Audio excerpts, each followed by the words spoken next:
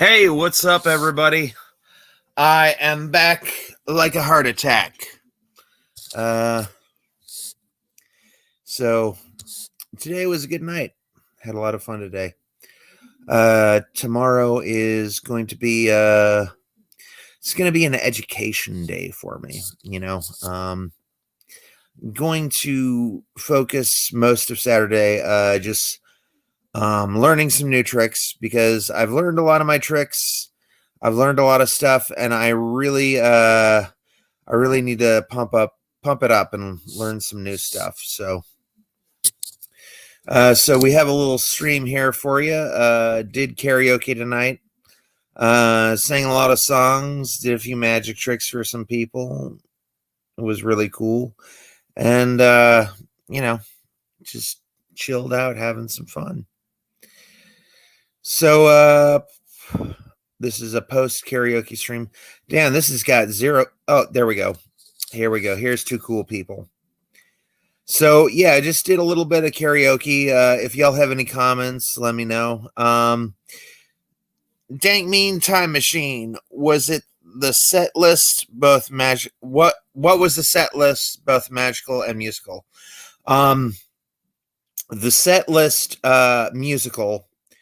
The first one I did was What Did the Fox Say by Y Elvis. And then the second song was I want to say it was Most Beautiful Girl by Flight of the Conchords. And then after that, my next one was Roses by Outkast. That was a good one. Outkast. That's a good group. And I think my last one was Roses, and the one before that was Nirvana's Heart-Shaped Box. So there you go. There were the four songs that I sang that night. It was a good night. There was a lot of pretty girls around, and then typically Dank Meme, I did a lot of the same trick, but a lot of the same trick for all different people. One of the tricks that I do is called the Baldacci Force. And I'm not going to tell you how the Baldacci Force works, but I'll tell you, what the audience sees is like, I riffle to the top 25% of the deck, flip it over. Then I riffle to the bottom 25% of the deck, flip it over. And then we look for the first face down card. And there were so many hot women there. But my friend Mike was like, come on, man, I got school in the morning. I was like, okay.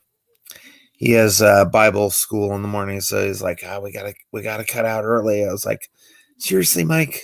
See all these people, see all these women, yeah. And I ordered a Coke, and then I look behind me, and Mike's gone, and where'd Mike go? And I see him walking out the front door, and I'm like, okay, I guess I'll take this Coke with me, And the Coke looked like an alcohol bottle. And there were police down the street. And also we had parked on the curb. So I had to be careful of a car just not coming along and Leo Getzing the car. If you know Lethal Weapon 2, you'll know what I mean by Leo Getzing the car. Car drives by and smashes into the door. So, Dang Mean Time Machine, the typical sets that I do, I did the invisible card trick a lot. People love that. And then I did the Baldacci Force, and I have some lucky socks. I have 6 lucky socks. 2 of them have the Ace of Hearts on them. 2 of them have the King of Spades on them. And 2 of them have the Queen of Diamonds on them. So I'll do the Baldacci Force. I'll make him pick the right card, and I'll go, now this trick is guaranteed to blow your socks off. And then I go left or right. And he goes left. And then what was your card? He goes King of Spades. Then I lift up the cuff of my pants, and there's the King of Spades on the socks. Damn, we got, son of a gun, we got 5 million comments in the space of 2 seconds. You should bring Fierce to karaoke sometime. He would want to hang, and he seriously needs to do this. Okay. Though for sure he is gonna interrupt. Hi, Lucky Chucky. What's up? How are you? I am fine. So yeah. I would love Fears to come over, and I've talked to him about, like stepping on the jokes and everything. And he said, oh, well, next time I won't even be on camera. I'll just film you and let you do your thing. And, he says, next time we go to Hooters, I'm just going to and let you do your thing. So, yeah. But yeah, it was a cool night. Dylan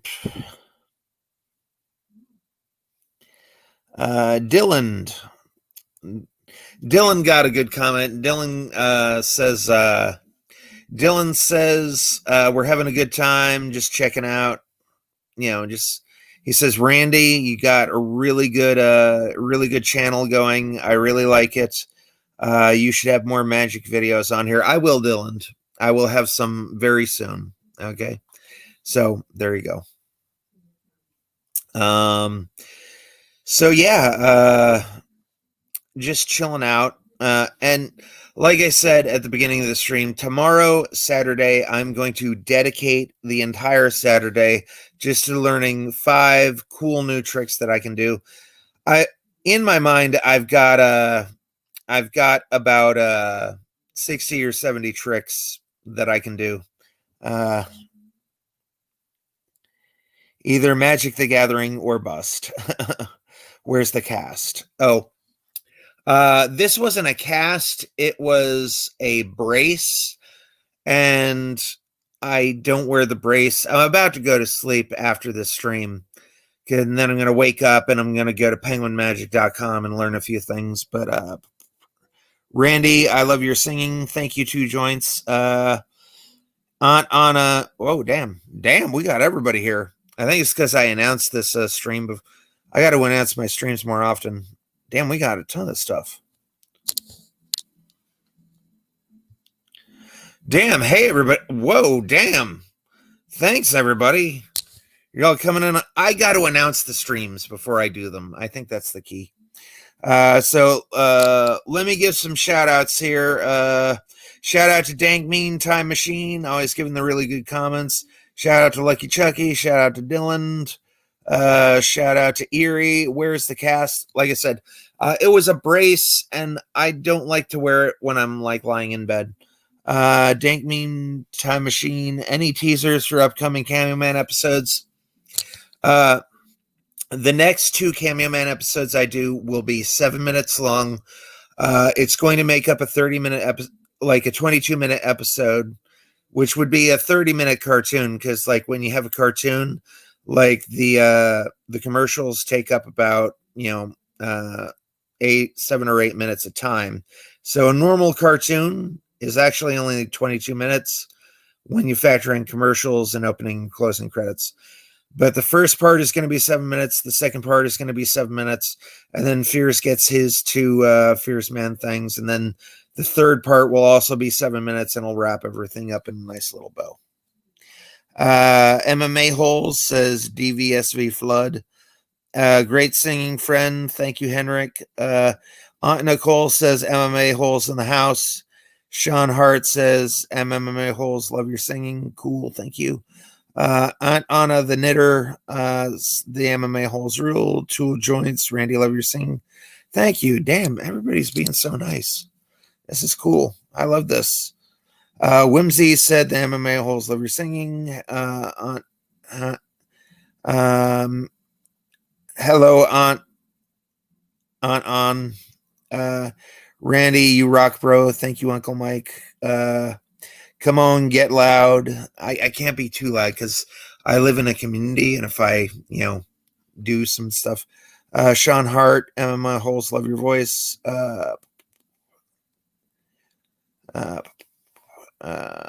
Uncle Mike says, is that you in the picture of the back? Yeah.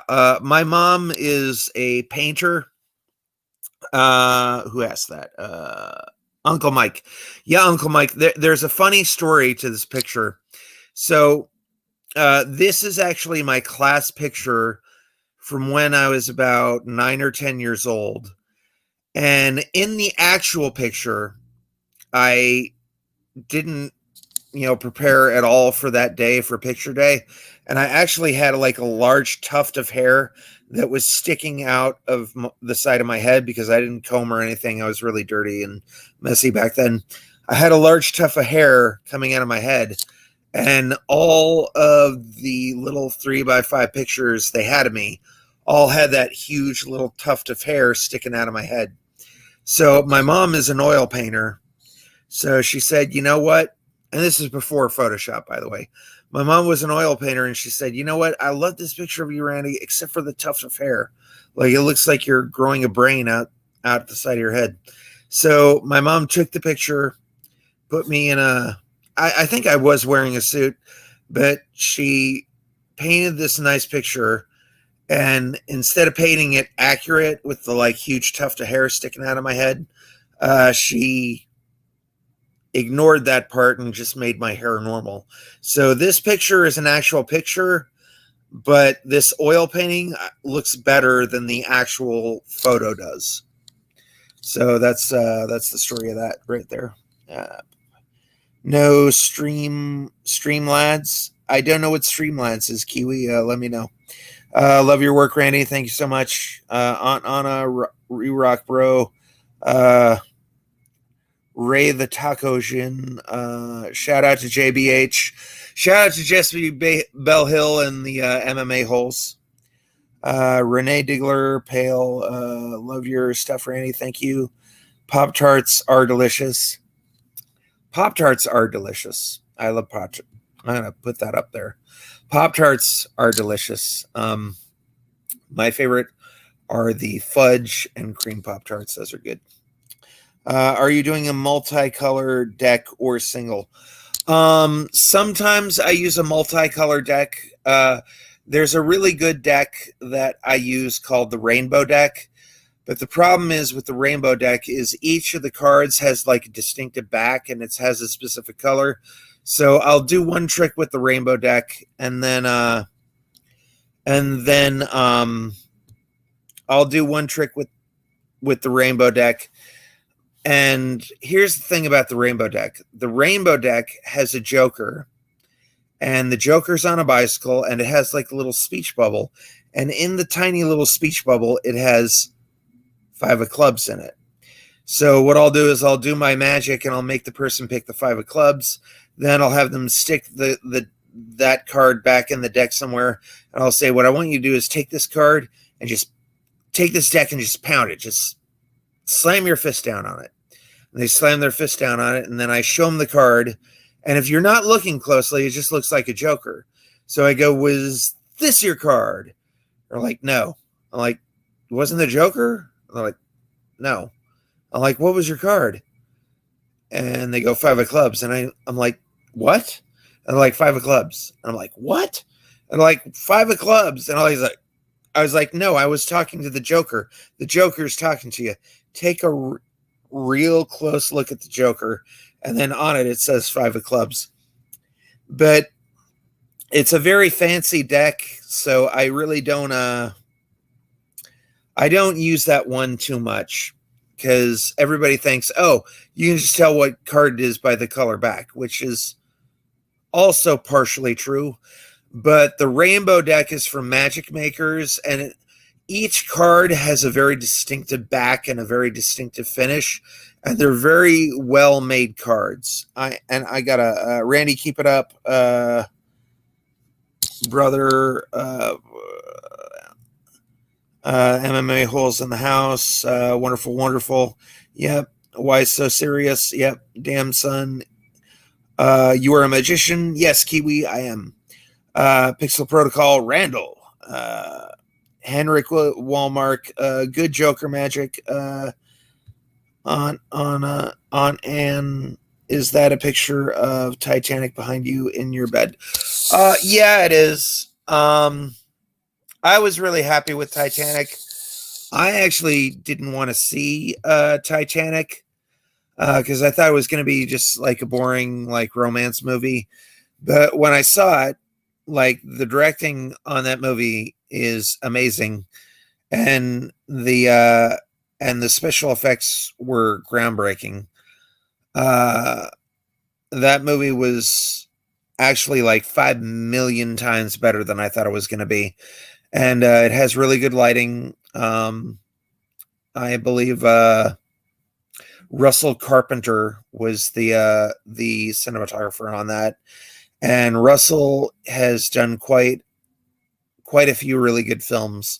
Russell Carpenter, he did Charlie's Angels 1 and 2, which I thought were really good, which McG directed. And like the color in Charlie's Angels 1 and 2 was very vibrant, and everything was very slick and glossy.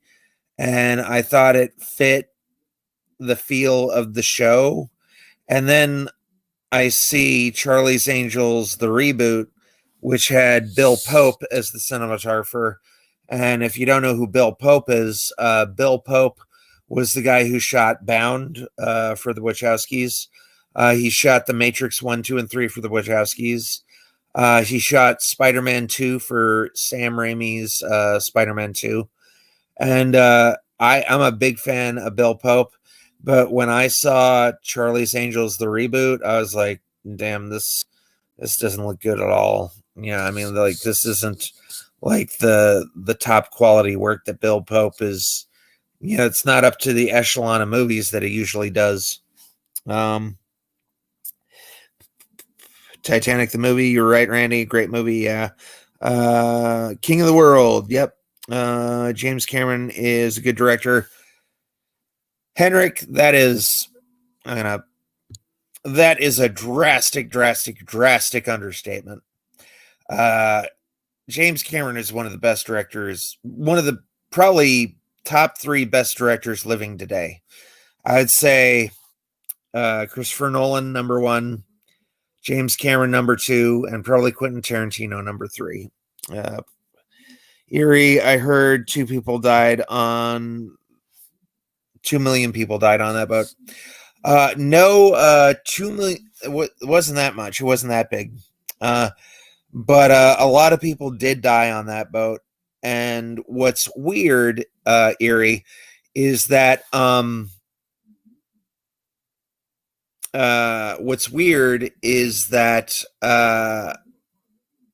there was another ship that had almost the same name. I believe it was called the Titan. The Titan had almost exactly as many people on it. It also sank, and a lot of people thought that the Titan, well, it was just very similar. Let me get back to the thing. I saw part of the Titanic, the Luxor Titanic. Yeah, the Luxor is great. I used to live in Las Vegas. The Luxor is a fantastic place. Randy, do you like Star Trek? I love Star Trek. Not the last 2 though. Picard. I really can't say anything about Picard because I haven't seen a full episode of it.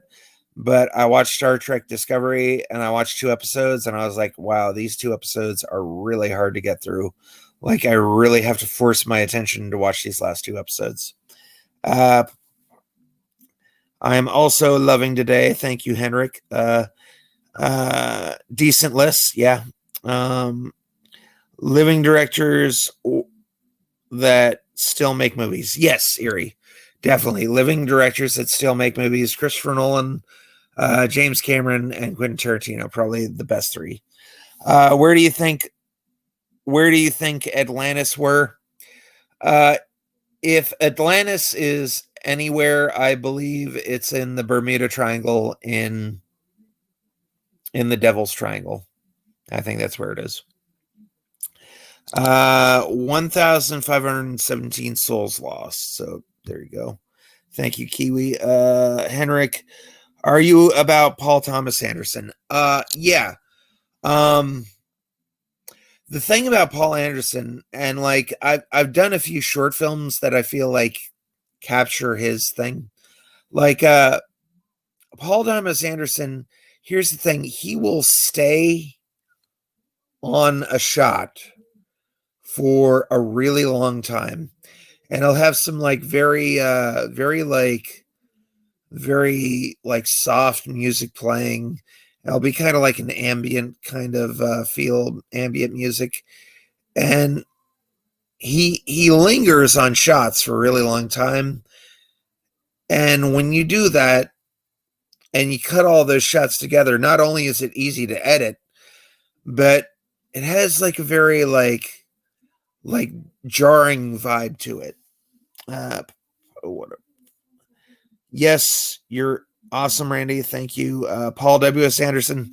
Henrik, I know you're joking, but yes, I actually am a big fan of Paul W.S. Anderson. I'll tell you something. His first film, Shopping, was a box office success because it was made for very, very, very little. And it made a lot of money back. And not only did Shopping was about teenagers in the future who rob stores by crashing into them and then going in and taking all the stuff and driving out. But his second film is probably the best video game movie ever made, Mortal Kombat. Like one of the best kung fu movies ever made. Definitely best he ever made. And then he made Event Horizon, which was marketed as The Shining in space. And then he made Soldier, which was a sidequel to Blade Runner. Because the guy who wrote Blade Runner, David Webb Peebles, he also wrote Soldier, which is supposed to take place in the same universe. And if you look in the garbage heap in Soldier, there is a spinner, like the police car from Blade Runner, in the background. And then also, if you look in the background of not only Soldier, but if you look in the background of Event Horizon, you will also see an X-Wing. And Adrian Biddle did the cinematography for Event Horizon. And if you don't know who Adrian Biddle is the guy who did the cinematography for T2, probably one of the greatest sequels of all time. And then Adrian Biddle also worked with James Cameron on Aliens, which was also, like, lighting-wise, one of the greatest films of all time. But unfortunately, Adrian died really shortly after T2. Actually, I think it was after Event Horizon. Died shortly after Event Horizon. And Event Horizon was actually more gorier and more like complex. But the problem was when they archived the film, somebody lost the film. So they had to, like, they were going to re-release a really, really gory, really, really hardcore cut of Event Horizon. But when they went back into the archive to find the movie, that it was gone. And there was a ton, like 3 hours worth of stuff that they cut out of the movie, that if you look in the little jump cut sequence where, you know, like it shows flashes of all the other scenes from the movie, those flashes are actually entire scenes that they shot that they couldn't fit into the entire movie, so they just used like little bits and pieces of everything they shot. Sorry, I'm getting behind here.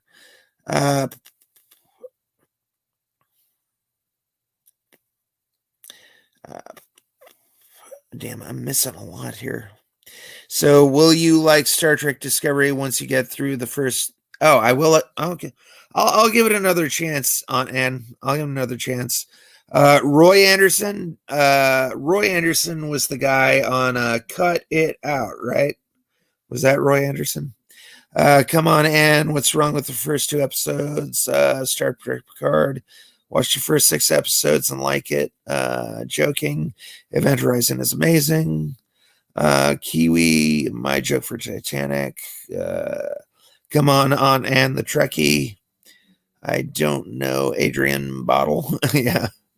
Star Trek is WW. Tell us about your short films. Okay, Henrik. I will. I'll tell you about my short films that won me an award. The first short film that won me honorable mention was The Thrilling 3. And in the Thrilling 3, I actually went to this place called the Academy of Radio and Television Broadcasting before Collins College. And I met this cool guy named Ron Ward, and he's in lots of my films, if you look. And he plays semi-psychic guy. And he kept reading his lines wrong, but we had to do a lot of stuff in a very short amount of time. He kept saying, I'm saying, it's supposed to be I'm seeing, like he's psychic, so he should be seeing stuff. And he kept saying, I'm saying, but I was like, we've got like 3 days to film this. So let's just keep it in there.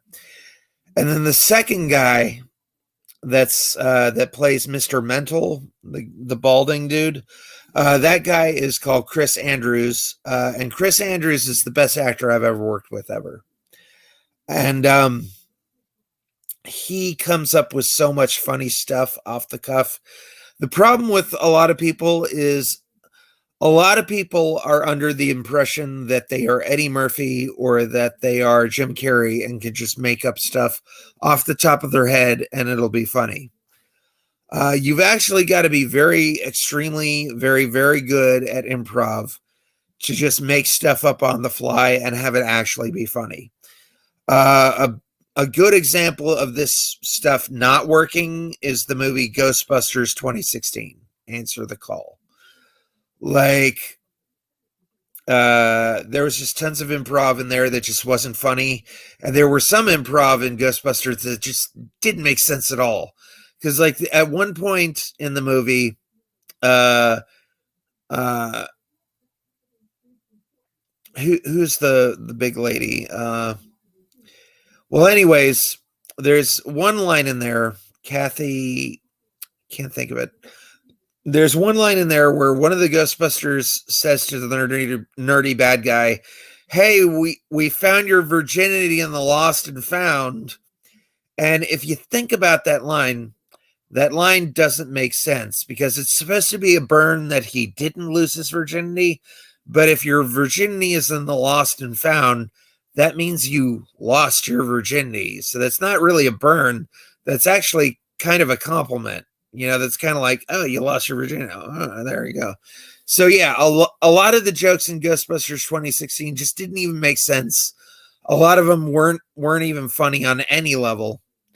But, yeah, like Chris Andrews, I'll tell you, some of the things that he was coming up with on the fly, I was like, I had to shut the camera off because I was laughing so hard at some of the things that he was saying, So I'm going to keep going through this because we got a lot. Uncle, Star Trek fan too.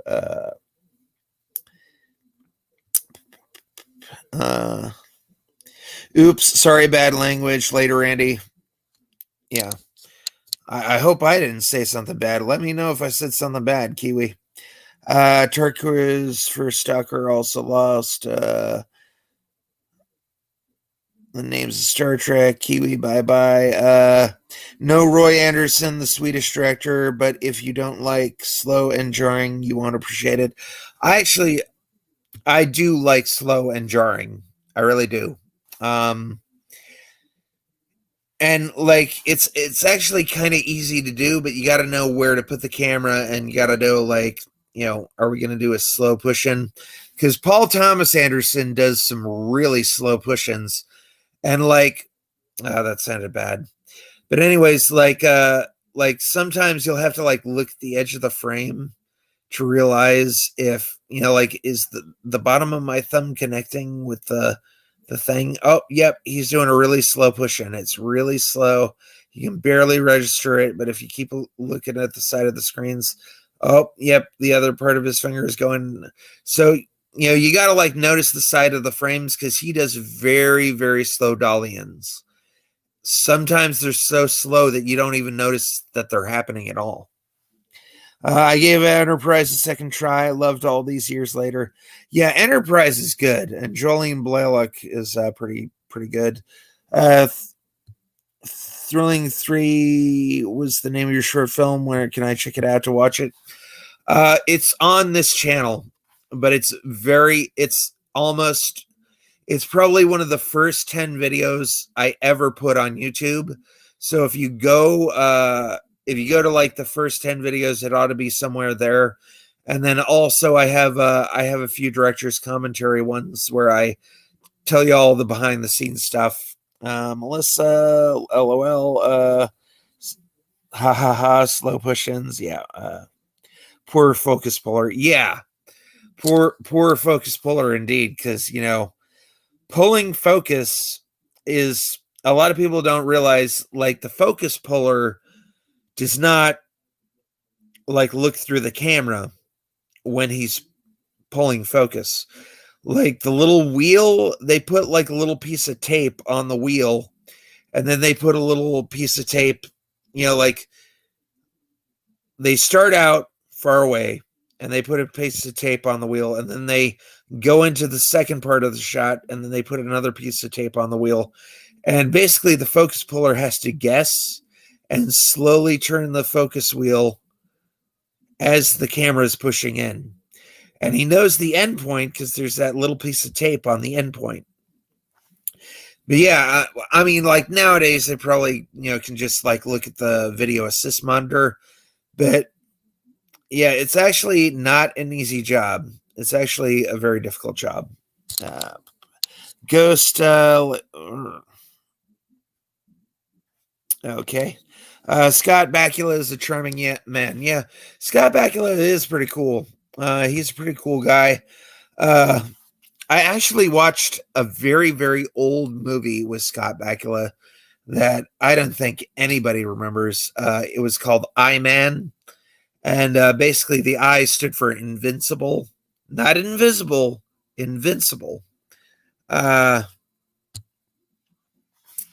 he played I-Man, and the way I-Man got his powers is that there was this van carrying this special gas, and it crashed into the field that his little son's football team was playing on, and it crashed into the middle of the field. He goes in, he saves the people in the field, or not in the field, but he saves the people in the van, and he pulls them out. But when he goes back for the second person, the van explodes with gas, covers them all in the gas, and then suddenly he's I-Man. And you can't kill him. Like, there's a gun in the movie where the gun can shoot a laser and it can blow up an entire mountain. But like they shoot I-Man with it and it does virtually nothing to I-Man. It's actually kind of very low stakes when you think about it. I mean, like, you can't kill him. There's nothing you can do to kill him. So it's kind of like, it's not a lot of tension in this movie. Okay. So yeah. But yeah, like I said, tonight was a really good night. Had a good time. And I'm going to do some shout outs here. Going to do some shout outs to the chat. Vlad announced the stream, Randy. Okay, so I will announce the streams, Vlad. I will do that. Okay, so shout out to Vlad. Shout out to the MMA Genie. Shout out to Renee Diggler. Shout out to Eries. Shout out to Lucky Chucky. Shout out to the MMA Genie. Shout out to Aunt Nicole. Shout out to Ray the Taco Jin. Shout out to Aunt Ann. Shout out to Henrik. Shout out to Little D. Shout out to Law of Attraction, or I think it's Law of Attraction. Shout out to Kiwi. Shout out to Hunter Gatherer. Shout out to DVSV Flood. I'm trying to get these names right. Shout out to Pale Monkey. Shout out to Uncle Mike H. Shout out to Sean Hart. Shout out to Hunter Gatherer. I think that covers it. Shout out to Erie.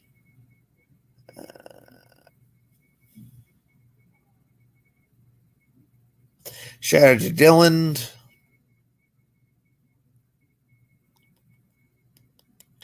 Shout out, I think I said Pale Monkey. Shout out to Kiwi. Shout out to Hendrik Walmark. And I think that does it.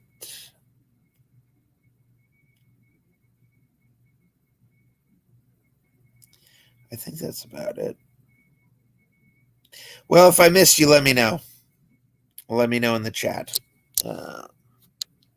When was the last Cameo Man episode? You know what? I'll tell you. Oh, hold on. When was the last Cameo Man episode? I will tell you, Erie. It's been a while, and don't tell anybody. But I've been secretly doing drawings for Cameo Man the next episode while I was doing Fears Man. Don't tell anyone. You know. But yeah, I mean, like, my workload is a lot. I was drawing a lot of pictures, and I was drawing a lot of pictures on the side. That's partially why it took so long. But yeah, let me see here. Would you like to see new Star Trek movies? Yes. Oh, here we go. Would I like to see new Star Trek movies? Yes, I would. I have no problem with the Kelvin timeline. I really want them to do. I really want them to move forward and not go backwards. I would like to see them move forward from this point in time to the future. And I would like them to stop going back, and doing the same two movies over and over and over and over again. Like, let's see some new characters that we never seen before.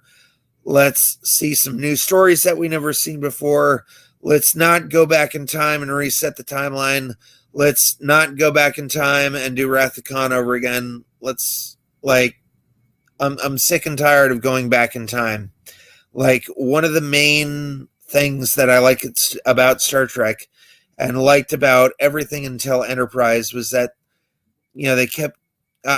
Actually, I kind of messed up there because Enterprise is going back to.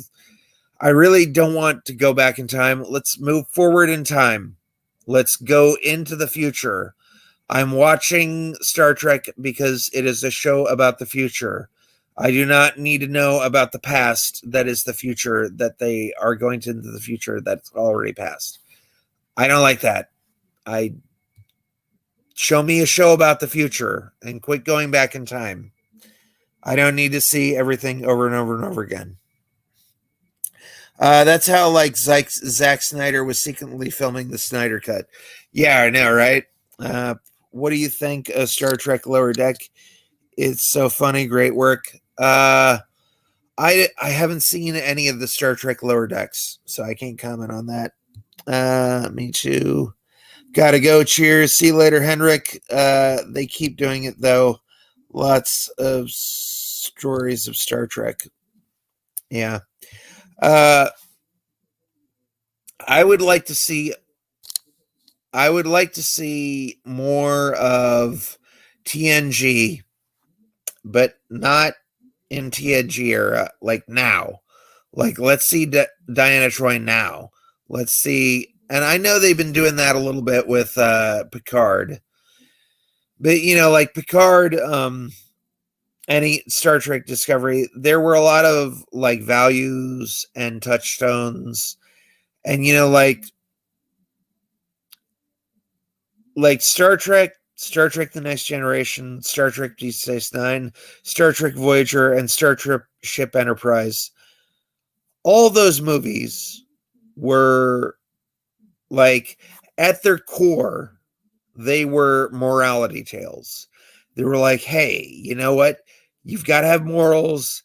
You've got to be up to a certain standard. You can't be racist, can't curse, can't do all this stuff, can't do drugs, can't show extreme violence. And it seems like with Star Trek Discovery and Star Trek Picard, they're like, you know what? Who cares about Star Trek? Let's just do what we want to do.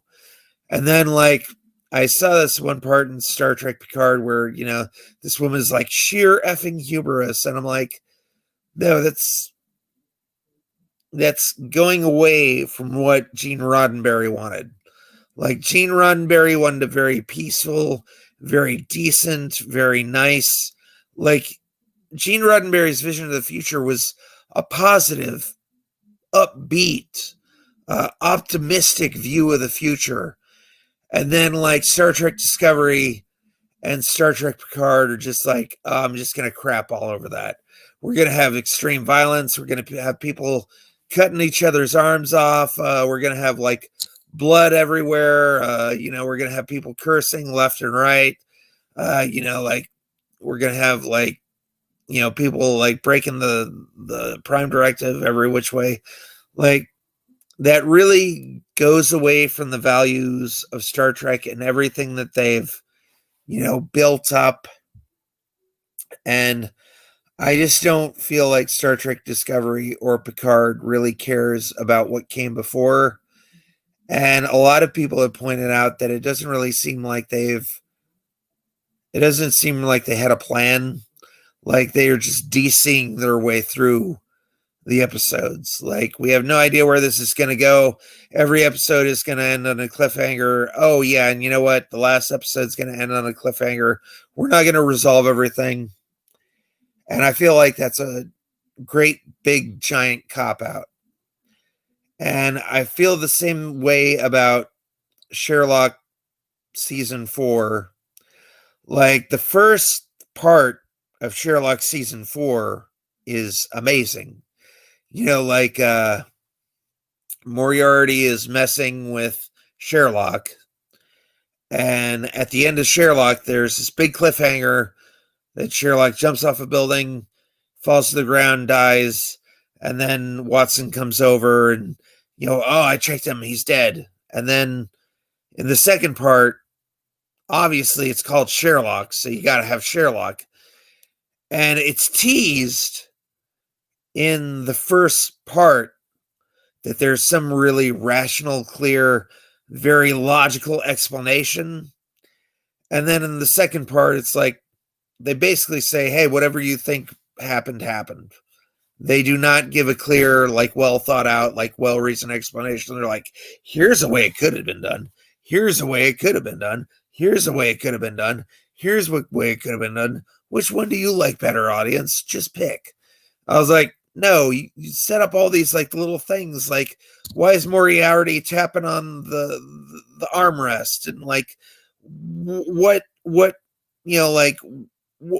does the I see you on the apple mean that Moriarty carved into the apple? Like they have this big setup. Like there's this big, when we tell you the thing, we're going to give you a logical explanation. All will be revealed.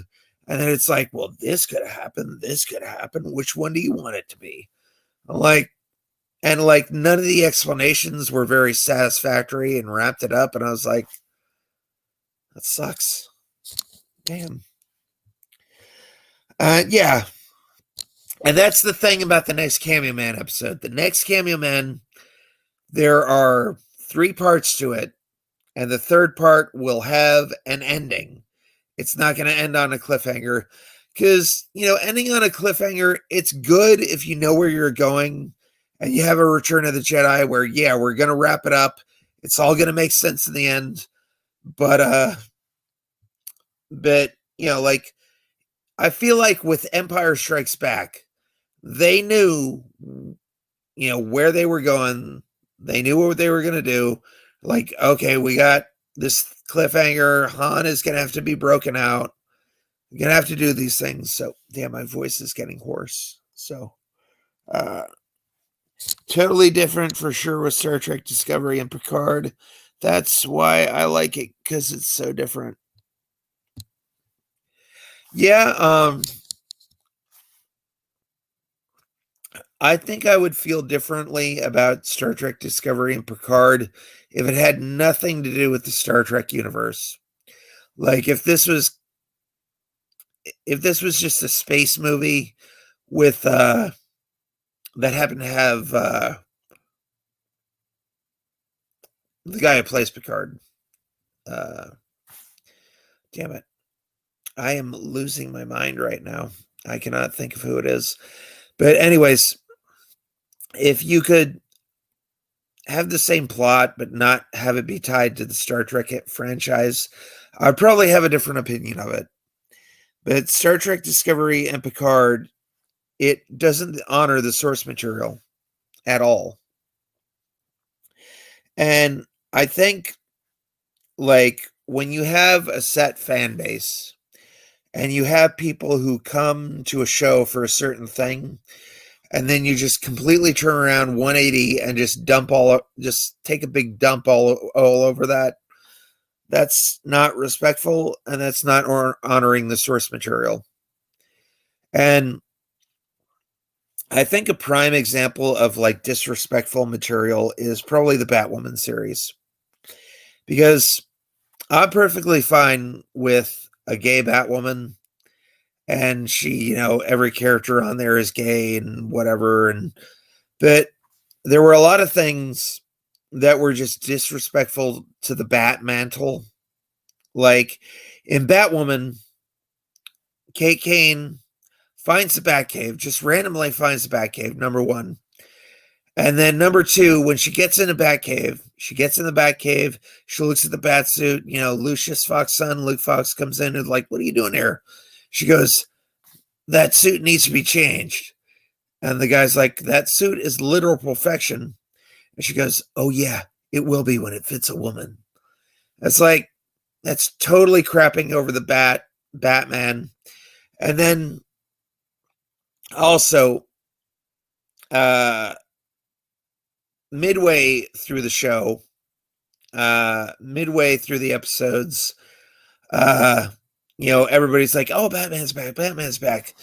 And then Batwoman says this line. She goes, I'm not about to let a man take credit for a woman's work. Okay, you're totally disrespecting Batman, because you literally just wandered into his Batcave, took all his equipment, took the Bat Cycle, took the Batman outfit and tailored it to your own thing. He's literally done like at least 10 years of work. You've done nothing. You've maybe stopped one or two crimes. And you're going to take all the credit, all the things that Batman has done, and say, I'm not about to let a man take credit for a woman's work. You haven't done any work. You've stopped like 2 crimes. Batman has stopped crime since the beginning of time. What are you talking about? That is totally disrespectful to Batman. It's totally disrespectful to Batman's fans. And there is a way for this show to be good, but if you're going to crap over everybody who loves Batman, everybody who loves everything Batman has been before that, that's disrespectful, and I don't like that, and I don't think that should get a second season if you're just going to totally crap over everything that came before. Sir Patrick Stewart, thank you. Oh my God, I am sorry. I got you, Roddenberry. Good night, bro. Good night, Uncle Mike. So, yeah, my voice is getting really hoarse. Just to let you know, my schedule for tomorrow, I am going to learn 5 new tricks, because I have 60 tricks. Even though I have yeah, you're right. That was not cool what Batgirl did to Batman. I love Batman. Yeah, exactly. And that's the thing. And this is the thing that I think is the problem with a lot of the woke stuff, is that, okay, yeah, I'm totally, if you want to go for the equal, like, women can do just everything men can do, I'll agree to that. Yeah, if you want to say like women are great and they're awesome, I believe women are great and awesome. I believe practically almost every woman on earth can do what a man can do. But when you start crapping on the source material that a lot of fans are, interested in and like put a lot of stock into, like another example of this woke stuff is Star Wars. When I heard that back in 2014, when they announced that Force Awakens was going to be a thing, and that there was going to be a woman as the central protagonist, I was like, hell yeah, I am in. This is going to be cool. We're going to see like a little female Luke Skywalker. She's going to be cool. And, they're going to bring Luke back and they're going to team up and they're going to, go fight around and do battles. And Carrie Fisher's going to be there. And they're going to bring Han Solo back. And I was like, yeah, that's cool. I was all on board. Then they bring Rey in. The woman has absolutely no training whatsoever. None. She just, and like they get to her planet, and the first thing that she does is like when Finn is trying to lead her away and lead her to the spaceship, she's like, get off my hand. I don't like men holding my hand. I'm like, okay. And then suddenly they find the Millennium Falcon, and she's never flown anything in her entire life. And suddenly she can fly it better than Han Solo can fly it with no training whatsoever. And then she has all these force powers and can do a Jedi mind trick without even mentioning what a Jedi mind trick is. And I'm like, there's no reason for this. Like, why is she so good at everything? I understand the Force, but you can't just be a Force wielder. You can't just be automatically good at everything and better at things than the original trilogy characters were. Like, Rey is a better pilot than Han Solo is. And there's zero setup. There's zero build-up. It's just supposed to be, oh, she's just really good with the Force. And Luke wasn't even as powerful as Rey was in the initial. Like, when Luke had to fight against that ball thing, and that ball thing was kicking Luke's ass. It was shocking him. It was like blast him 3 times during the little training. And Luke, he didn't do the Jedi mind trick and then do the Force thing and become an expert swordsman. No, it took an entire second movie for him to go to Dagobah and learn how to just remember. In Empire, Luke had trouble just lifting a rock. Just a rock. It wasn't anything. I mean, it was just, and when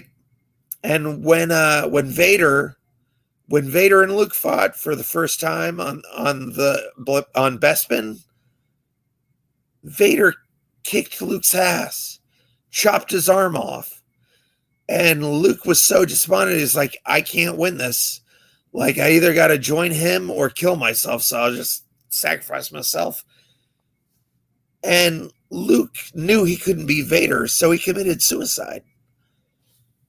And Rey, first time, Rey is battling a person who trained with Luke himself for a while. And then Kylo became second only to Supreme Leader Snoke. And Rey, in the first movie, in her first lightsaber battle, kicks a trained and seasoned Sith Lord's ass with no training whatsoever. That is disrespectful to the source material. It's really disrespectful, and I don't like it. I don't endorse it. I think that is totally horrible. And I have nothing against the woke agenda. If you want to say women are great, that's cool. If you want to say women are equal, yeah, that's great. Go for it. But don't take that and crap all over Luke Skywalker and make him like an old hermit who doesn't use the Force anymore and kill off Han Solo and kill off Carrie Fisher and, pretend kill Chewbacca. Don't crap all over the source material. I'm all for powerful women. I love powerful women. Like Ripley. Oh, man, Ripley. I had a crush on Ripley for 30 years. When I saw Aliens, I was like, damn, Sigourney Weaver, awesome. Secondly, Linda Hamilton. She kicked ass. She kicked ass in part 1. She kicked ass in part 2. And she was super strong. Uma Thurman in Kill Bill, another one, kicked ass. But here's the difference between Ripley, and here's the difference between Linda Hamilton and Uma Thurman. They weren't kick ass at expense of the male characters. Like, all of those characters kicked ass, but they didn't say, hey, yeah, you know what, I can shoot better than a Terminator. I'm better at a flamethrower. I can kill an alien with like 2 breaths. Like, I can kill an alien just because I'm great. It's like, no. Like Ripley, when she killed that alien, it took her an entire movie to kill that alien. It wasn't just like, oh, I can kill aliens left and right with no setup whatsoever. Same thing with Linda Hamilton. The whole first movie of Terminator is Linda Hamilton learning this field tactics stuff. The whole first part of Terminator is Linda Hamilton learning how to make pipe bombs and learning how to shoot guns. And then in the second movie, it's earned. She earned that. Like, she knew all this stuff, not because she just innately knows it. Like, Kyle Reese taught her how to make pipe bombs. He taught her how to shoot weapons. It just doesn't come out of left field where it's like, Linda Hamilton just didn't like start out as a waitress, and then 2 scenes later, she's firing off automatic weapons and, like throwing grenades and using a grenade launcher. Like in Aliens, again, Ripley, it took time for Ripley to learn how to be a badass.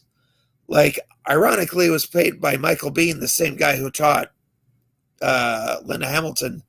But like, Ripley had to be taught how to use a grenade launcher. Ripley had to be taught how to use a weapon. I gotta go.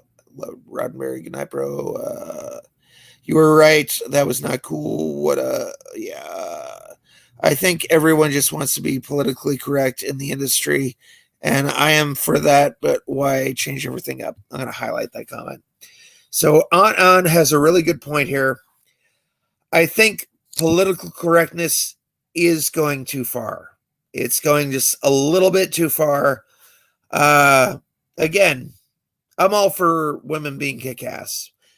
And then Kill Bill Volume 2, again, another thing with Kill Bill Volume 2. In Kill Bill Volume 2, a lot of that movie is dedicated setting up